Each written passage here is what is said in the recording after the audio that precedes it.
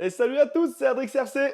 Me voilà donc avec la toute nouvelle Limitless de chez Arrma, la Limitless 120. Je vais vous présenter tout ce qui est fourni avec. On se retrouve avec une DX3 classique. La troisième voie ici est connectée à aucun servo car on n'a que les gaz et la direction. Et sur la radio ici, on a les trois positions de gaz, 50, 75 et 100% en fonction de ce qu'on va vouloir faire avec la machine. Elle est livrée avec deux clés 6 pans, bien pratiques pour faire l'entretien. On se retrouve avec divers accessoires pour caler la carrosserie et divers inserts pour les diffuseurs. On a une clé 2.17 pour les roues, 2.10, 2.8 et 2.7. Et la clé bien connue de tous les modélistes. Sur la vidéo que j'ai faite quand je l'ai récupérée au magasin, je vous ai dit que le but c'était de dépasser les 200 km/h avec une voiture RC. J'ai pris celle-ci parce que d'origine, avec ces modifications-là, on peut atteindre normalement 193 km/h. D'origine, elle est livrée avec un différentiel arrière, un différentiel central et un différentiel avant. Et pour avoir le plus de puissance transmise aux roues, on a en option, qui est fournie avec bien sûr, un spool.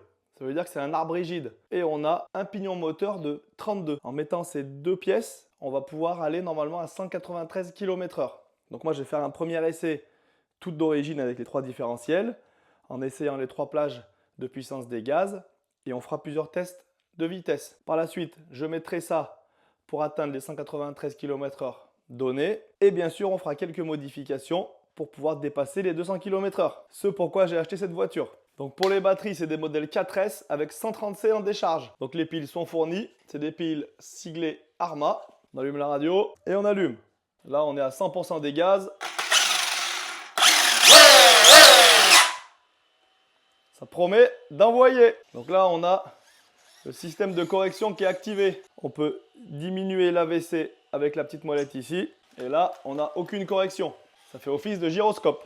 On a une notice qui est très bien faite. Ils expliquent les différentes batteries qu'on peut installer. Ici, on a la mise en route du véhicule. Ici, on a les différents réglages du variateur. Ils expliquent ici le mode AVC. Et là, on a les détails pour l'entretien. Ce que je trouve sympathique, c'est les petits détails comme celui-ci. À chaque fois, on se pose la question de la quantité d'huile à mettre dans un différentiel. Chacun a sa combine. Soit on met lui la hauteur des satellites, soit on met lui la hauteur des axes. Ici, c'est facile. On vide le différentiel de toute son huile. On le met sur une petite balance et on met 2,2 g d'huile. Comme ça, il n'y a pas de question. Ils expliquent tous les calages pour les différentiels et idem les petites explications pour le réglage de l'entredent moteur. Donc moi, je l'ai pris avec la couleur bleue dominante. Je trouve ça magnifique avec cet effet un peu mat là, c'est super beau. Donc on voit les dessous de la bête avec un châssis en aluminium et toutes les appendices aérodynamiques en plastique. On a le diffuseur arrière qui est super sympa, idem à l'avant. On pourrait imaginer ici une petite LED rouge lors des freinages. On a ici l'aileron arrière. On retrouve le renfort central pour éviter les torsions du châssis. On a le cerveau de direction ici avec palonnier métal d'origine. On a le moteur ici avec 1452 kV. Et le refroidissement par les deux ventilateurs. Le support moteur bien sûr est en aluminium. On retrouve ici le variateur, refroidi également. Les amortisseurs aluminium bien sûr. Et à l'avant on a ce magnifique appendice pour l'aérodynamisme. Ce qui permettra d'avoir un super appui sur le train avant. Au ressenti, les pneus ont l'air d'avoir une super accroche. On verra ce que ça va donner sur le goudron. Les jantes sont sympathiques.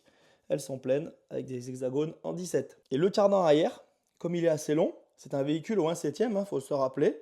Ça fait quand même une sacrée longueur de châssis. Pour éviter les torsions du cardan, il est guidé ici par deux roulements à billes. Ça évitera qu'il se voile avec le temps. Les amortisseurs arrière sont bien sûr aluminium aussi.